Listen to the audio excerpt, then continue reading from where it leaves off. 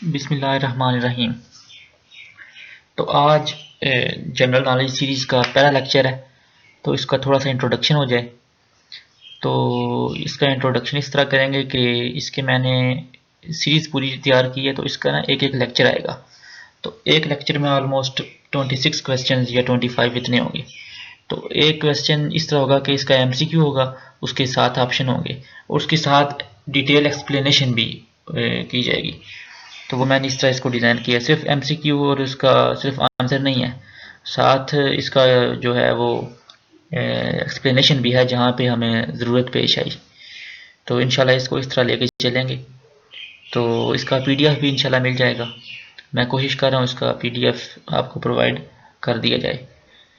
तो question start करते हैं। नेक्स्ट आज पहला जो क्वेश्चन है हमारा, उसको देखते हैं। आप अपनी ना जो है उसकी साथ साथ ना अपनी वैल्यूएशन करते जाएं। जैसे जैसे क्वेश्चन आता जाए अपना एक ना माइंड में एक आप अपना आंसर सोच के रखें कि ये आंसर हो सकता है। फिर एंड में आपने बताना है कि कितने क्वेश्चन ठीक हुए हैं। और साथ साथ जनरल नॉलेज ऐसी चीज़ है, इसको साथ साथ करना होता है। जनरल नॉलेज को साथ साथ करना होता है। ये इस तरह नहीं होता कि पीडीएफ डाउनलोड कर लिया फिर आराम से बैठ के पढ़ा। जो अभी 15-20 मिनट है इसी में चीज़ को आपने मेमोराइज करना है। क्योंकि जब आप अपने माइंड पे जोर डालते हैं, माइंड पे जब आप ज़्यादा जोर लगता है, तो फिर जो माइंड के जो मसल्स हैं वो स्ट्रांग होते हैं और जो याद करने की जो कैपेबिलिटी है वो ज़्यादा बढ़ती है। तो ये आप इस तरह करें। तो चलो स्टार्ट करते हैं इसका पहला क्वेश्चन जी। तो इसका पहला क्वेश्चन हमारे सामने आ गया, आप देख लें, पढ़ लें। Who was the inventor of copy paste and cut. यानी कंप्यूटर लैंग्वेज में एक 3 ऑप्शन होते हैं जब हम टाइपिंग करते हैं कीबोर्ड पे, कॉपी पेस्ट और कट। ये किस बंदे ने इनको सबसे पहले इन्वेंट किया? तो बिल गेट्स है, लैरी टेस्लर है, ऑप्शन सी भी है। तो इसका आंसर है option number B, Larry Tesler. ये बंदा अभी रिसेंटली अभी 2020 फरवरी अभी यानी 8-9 महीने पहले इसकी डेथ हुई है। कुछ 74 ईयर एज पे ये इसकी डेथ हुई है। इसने ये कॉपी पेस्ट एंड कट पे काम किया है। और भी इसने याहू और ज़्यादा सॉफ्टवेयर हैं काफ़ी सारे, उस पर इस बंदे की कंट्रीब्यूशन है। तो ये अमेरिकन है, इसकी नेशनलिटी भी अमेरिकन है। इसके अलावा इसने ह्यूमन कंप्यूटर इंटरेक्शन, इसका मेन जो है था वो माटो, ह्यूमन कंप्यूटर इंटरेक्शन। ये 3-4 चीज़ें इसके बारे बंदे के बारे में पता होनी चाहिए। अमेरिकन था, एक अमेरिकन कंप्यूटर साइंटिस्ट। दूसरा कॉपी पेस्ट और कट इसने किया है। तो इसका आंसर है लैरी टेस्लर। लैरी टेस्लर हो गया। आगे question number, what is the tulip capital of the world. जी, tulip capital of the world किसे कहते हैं? Tulip capital of the world बताएं, दस दो। Tulip capital of the world जी नेदरलैंड को कहते हैं जी। Tulip capital of the world Netherland को, नेदरलैंड क्योंकि एक ट्यूलिप एक ये फूल है, ये उसमें हर मौसम में ना ये टूरिस्ट के लिए जो लोग सैर करने जाते हैं नेदरलैंड में, तो हर मौसम में ये अवेलेबल होता है। तो इसलिए नेदरलैंड को हम tulip capital of the world कहते हैं। ये चीज़ ट्यूलिप है, उसके जो फूल हैं आप गूगल पे सर्च करें आपको मिल जाएंगे। बहुत खूबसूरत इसकी वो ना वो होती है, देख लें आप। Tulip capital of the world is Netherland. पिछले क्वेश्चन का क्या आंसर था? Larry Tesler, copy paste and cut. इसका आंसर है नेदरलैंड। साथ साथ मैंने कहा चीज़ों को मेमोराइज करते जाएं, साथ साथ टाइम नहीं होता इतना कि आप चीज़ों को इस तरह डाउनलोड कर लें। आगे नेक्स्ट क्वेश्चन जी। ये क्वेश्चन है असल question. This is known as dash is known as leap day और लीप ईयर। देखें जी, एक आम जो साल होता है, आम जो ईयर होता है, जो आम आप देखते हैं, उसके आपने अगर जनवरी से लेकर फेब तक दिसंबर तक इसके आप डेज को काउंट करें, दिन को गिने, तो 365 डेज बनेंगे, 365 दिन। लेकिन हर 4 साल बाद जो साल होता है उसमें 365 की जगह 366 डेज आते हैं, यानी एक दिन फालतू आता है। ये काम कब होता है? हर 4 साल बाद। 4 साल बाद एक बार होता है जब 365 की जगह 366 डेज आते हैं। तो जो 366 डेज हैं, यानी एक दिन बड़ा है, वो क्यों बड़ा है? उसकी रीज़न ये है कि पहले आम तौर पे फरवरी में 28 दिन होते हैं, लेकिन जब 4 साल बाद फरवरी में हमारे 29 डेज होते हैं। जिसकी वजह से वो जो कि फरवरी में एक दिन बढ़ गया और आपका जो पूरा साल है वो लीप ईयर हो गया, बढ़ गया, यानी 365 की जगह 366 हो गए due to increase in 1 number. एक जो अदद है वो डेट में उसका इंक्रीज हुआ है, पहले फरवरी में 28 होते थे, अब 29 हो गए हैं, जिसकी वजह से ये काम हर 4 साल बाद होता है, याद रखना है। लीप डे और लीप ईयर 4 साल बाद आता है, जिसमें फरवरी में 29 दिन होते हैं, जिसकी वजह से 366 हमारे डेज टोटल हो जाते हैं साल के। क्लियर हो गया? चलें जी। The first country to give robot citizenship. वाह जी वाह, क्या बात है, यानी अब रोबोट को भी सिटीजनशिप मिलना शुरू हो गई है। बताएं फिर क्या है? वैसे अरेबियन कंट्रीज हैं ऑप्शन में। The first country to give robot citizenship, इसका नाम है, इसका जी यूएई नहीं है, यूएई नहीं है, सऊदी अरेबिया है इसका। Saudi Arabia, Saudi Arabia, Saudi Arabia, इसका आंसर है सऊदी अरेबिया। अच्छा, इस पे मैंने एक आर्टिकल पढ़ा है, उस पर लिखा है कि रोबोट सिटीजनशिप, उन्होंने पूरा एक रोबोट तैयार किया है जिसमें उन्होंने फुल एक आर्टिफिशियल इंटेलिजेंस, आपने शायद टर्म सुनी होगी आर्टिफिशियल इंटेलिजेंस, जिसमें एक ना मसनूई तरीके से वो एक इंटेलेक्चुअल लेवल, वो ना किसी लेवल पे उन्होंने चीज़ों में भरा होता है। इसी तरह उन्होंने रोबोट तैयार किए हैं जो हर काम कर सकते हैं, समझते हैं, इस तरह सारा सिस्टम कंप्यूटराइज्ड है, ऑटोमेटेड है। तो सऊदी अरेबिया ने उसको ना एक सिटीजनशिप दे दी है, उसका नाम भी है शायद। तो अभी उस पर ना काफ़ी कंट्रोवर्शियल बातें हो रही हैं। एक अंग्रेज़ है जर्नलिस्ट, उसने कहा है कि ये ह्यूमन राइट को वायलेट कर रहा है कि आप इंसानों को सिटीजनशिप दें, रोबोट कहाँ से आ गया। तो ये इसका एक मेन एस्पेक्ट निकला है। वैसे ये सऊदी अरेबिया है इसका आंसर। तो next question, the world first camel hospital is located इन। पहला ऊंट का अस्पताल किधर है, बताएं? यूएई, दुबई, यूएई, ये मुल्क हर काम में आ गया, वैसे हर काम में। The world first camel hospital is located in. अच्छा, आप पिछले 4 सवाल में से रिवाइज मारें। कॉपी पेस्ट और कट वाला काम किया है लैरी टेस्लर ने, जो बना फरवरी 2020 में फौत हुआ है। इसके बाद जो पिछला क्वेश्चन था, the first country to give a robot citizenship, वो कौन था? Saudi Arabia. फिर tulip capital of the world is Netherland. फिर लीप ईयर क्या है?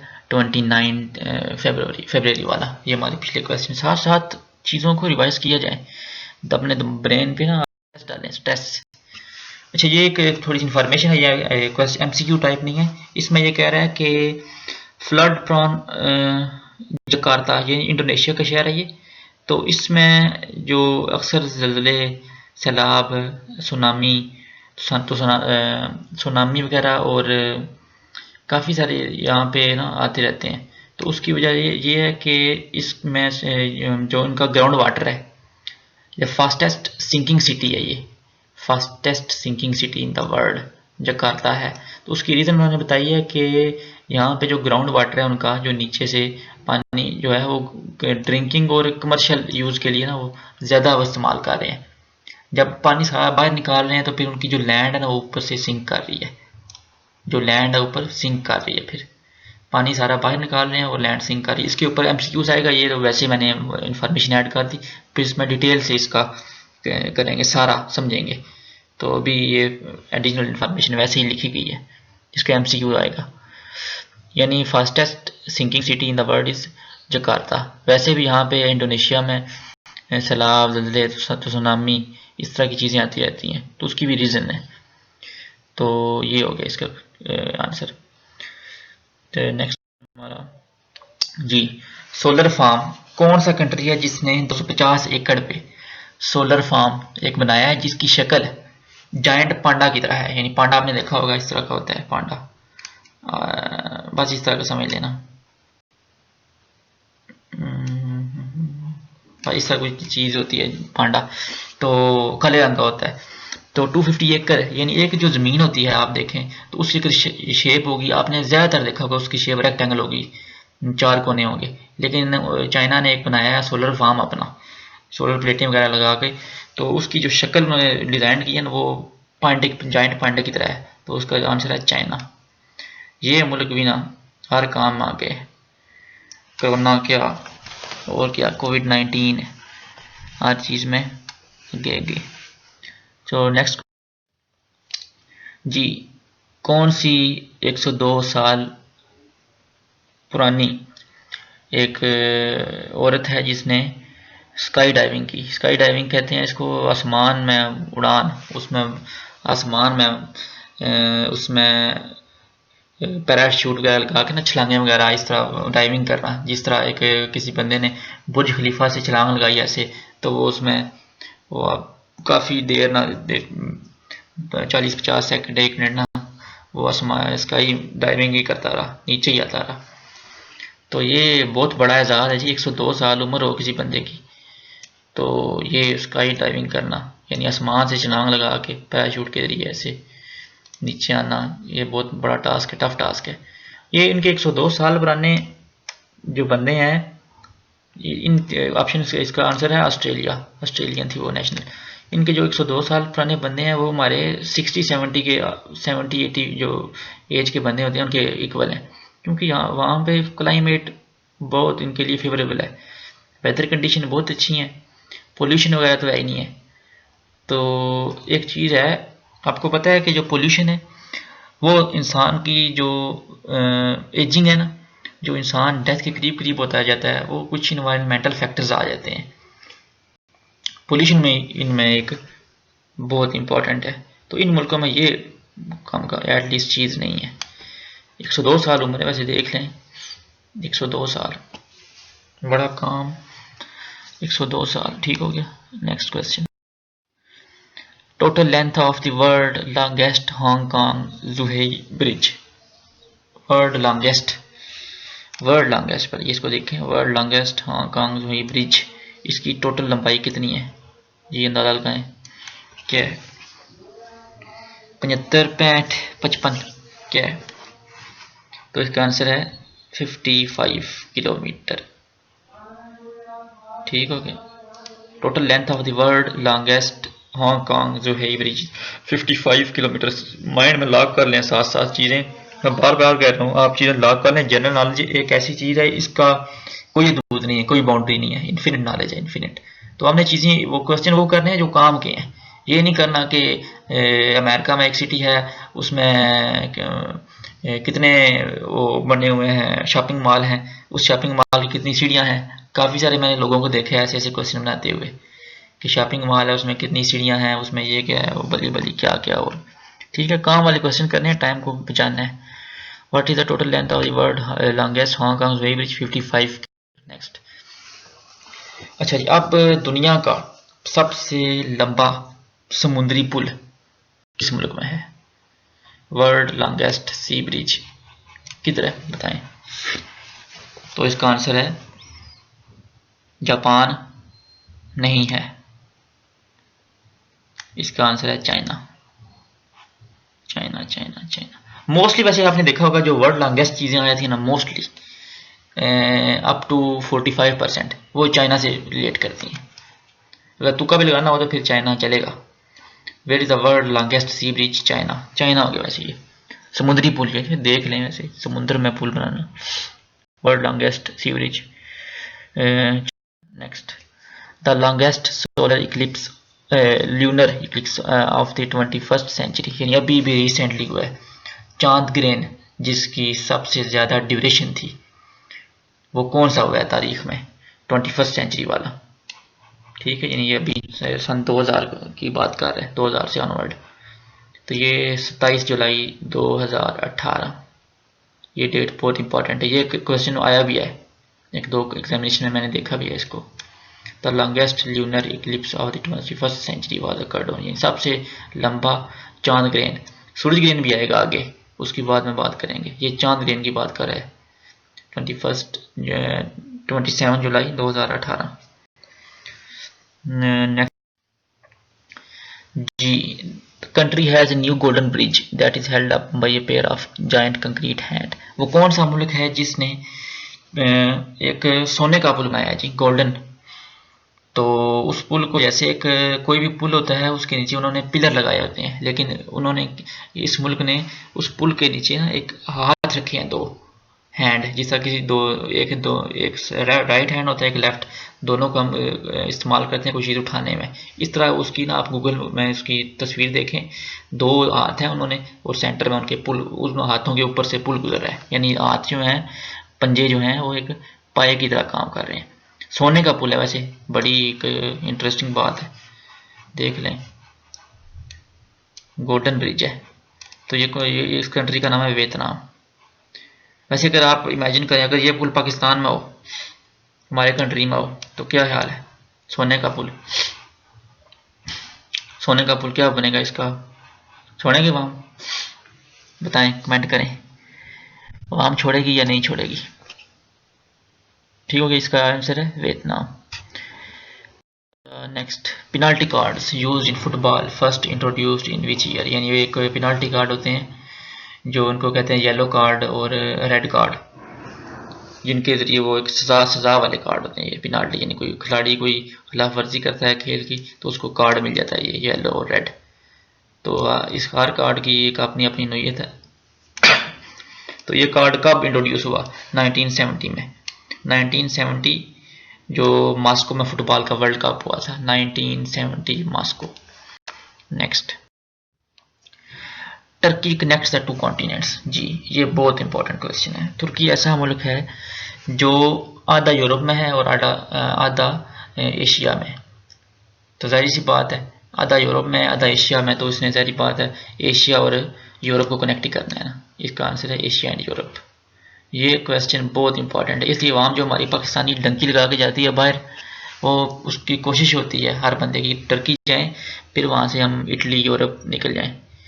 जो गैर कानूनी जाते हैं उनका मेन ये टारगेट है कंट्री टर्की, क्योंकि आधा ये यूरोप में आधा एशिया में, Europe to Asia. Next, Egypt. इसी तरह जिस तरह टर्की दो बरयाज़म में उसका आता है, इसी तरह जो मिस्र है, जो इजिप्ट है, वो भी आधा एशिया और आधा यूरोप में नहीं है, आधा अफ्रीका में है, आधा एशिया और आधा अफ्रीका में है, Asia and Africa.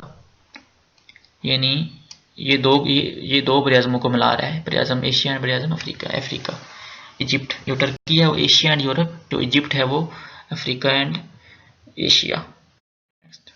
The deepest point in the world is, सबसे डीप, डूंगा, गहरा पॉइंट कौन सा है वर्ल्ड? ठीक है, इसका आंसर है डेड सी नहीं है, इसका आंसर है Mariana trench. Mariana trench, Mariana trench, Mariana trench. ये बहुत इंपॉर्टेंट है, बहुत ही इंपॉर्टेंट।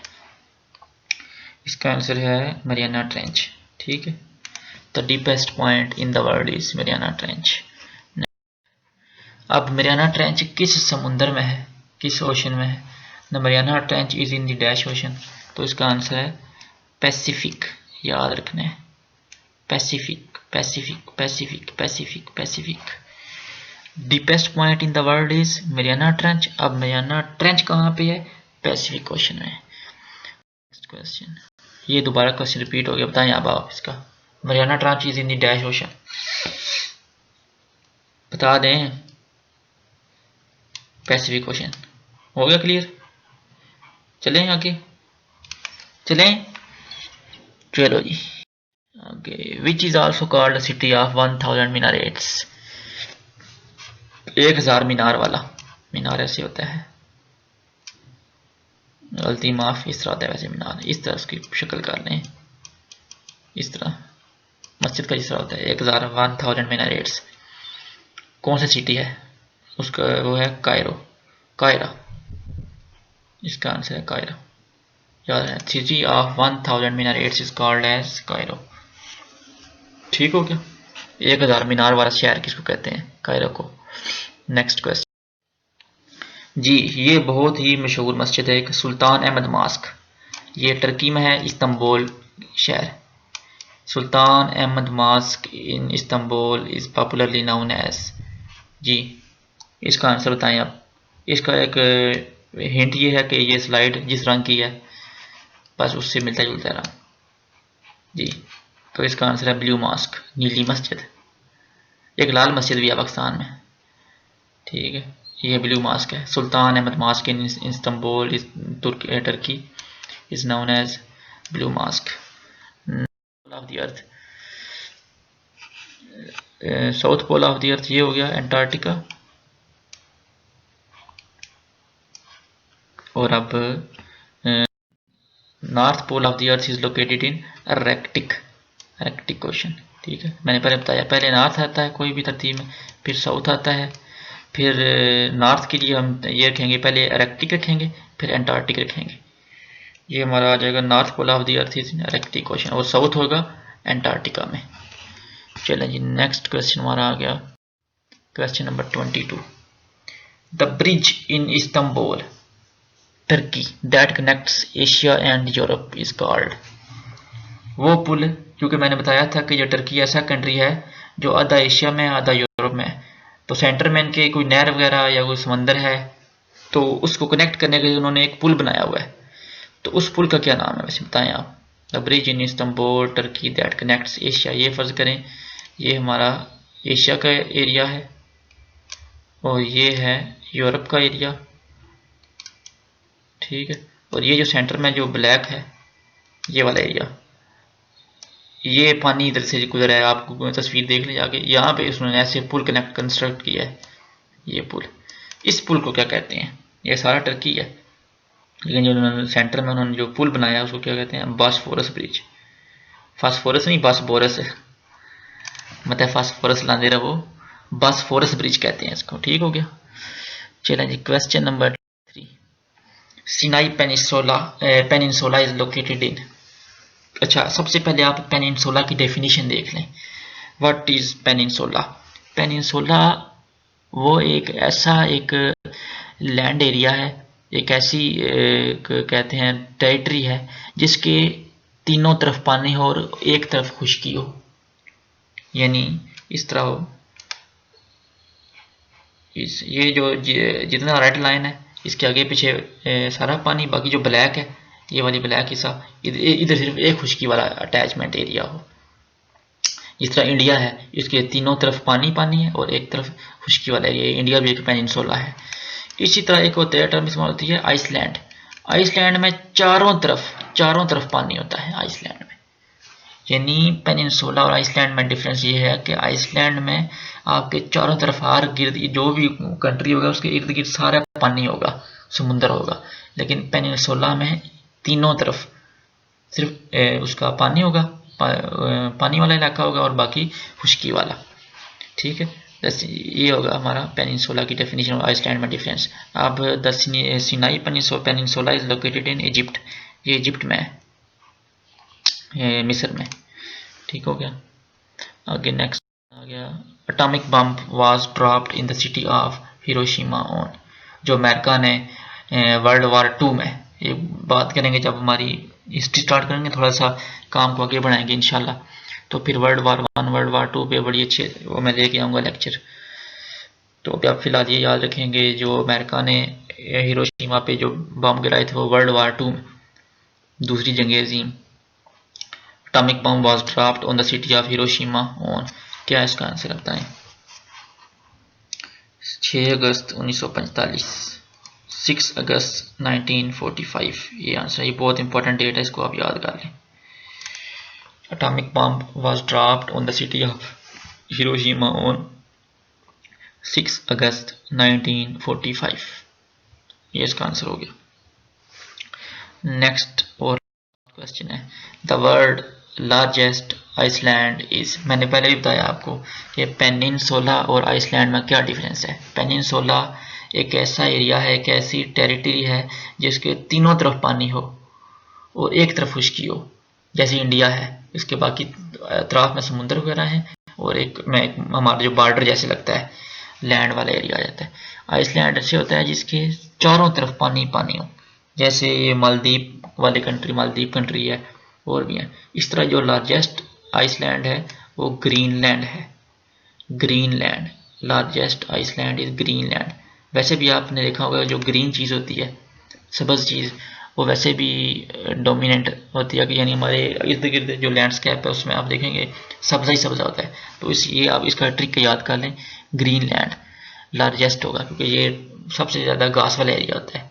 ये घास मतलब नहीं है इसका, लेकिन इस आइसलैंड का नाम है ग्रीनलैंड। इसके ये ग्रीनलैंड है, इसका मतलब है इसके चारों तरफ पानी होगा। तो आप ये मैंने इसको कर दिया कंप्लीट। ये लेक्चर हो गया एंड। 25 मिनट ऑलमोस्ट लगे हैं। 25 क्वेश्चन साथ साथ हमने इसको तैयार भी कर लिया है। तो आप अपने स्कोर वगैरह हैं कमेंट्स करें, पता चले कितना कितना आता है आवाम को, और चीज़ों को साथ साथ याद किया जाए, ये बेस्ट रहता है। और इंशाल्लाह अभी नेक्स्ट जो अगले 25 हैं वो आएंगे, तो आप उसको ज़रूर देखें। ठीक हो गया, ओके, अल्लाह हाफिज़। ये मैं इसको कंक्लूड करने लगा हूँ।